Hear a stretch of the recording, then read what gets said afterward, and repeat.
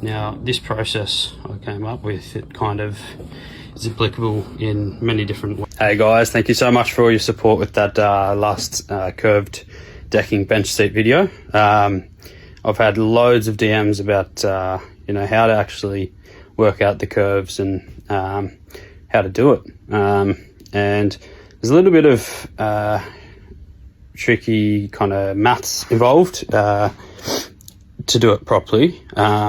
So here's kind of how to do it. So guys, so here we're on our CAD program just on the iPad. So this is how I work out all the kind of fine detail on our project. Because I'm actually really terrible at maths, but this does it for you. So basically, we needed a semicircle for the capping of our bench seat, right? So from here to here. Now, we know that outer circumference there is going to be 145 for the overall width of a deck board, right? So then you offset 22 mil the thickness. Then you select that line there, right? And you click enter the info, and it tells you 111 mil, right? So that's the circumference of this inner side. So then you're basically gonna subtract the difference, right?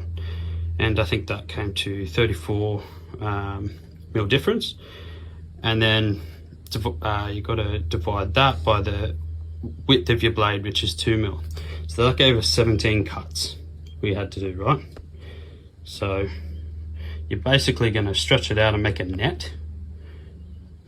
So now we have 17 cuts. This first one here isn't included, so I actually measure from the inside here. We know overall is 17 cuts, but this end one's going to kind of stuff up the tongue and stuff. So you come in a little bit and then you redivide it. So from here to here was 125, and then you divide that up by your 17 cuts. That gave us a new measurement, and you space it out evenly. And then when you heat this outer side, just like a standard heat curve, these inside cuts are going to close in and touch themselves and then form this. Now this process I came up with, it kind of is applicable in many different ways, right? So here's another concept. We've just got a standard deck board. We chop this shape here out of it. That's our net. And then once you heat fold it up, you can actually bend this side up and around, this side up and around, and that gives you a 12 mil space in the middle to slide over glass paneling handrails as a bit of a timber look, maintenance free handrail cap. And you can do this in long runs on the table saw. And again, if you want a different kind of style, if you want to go for the more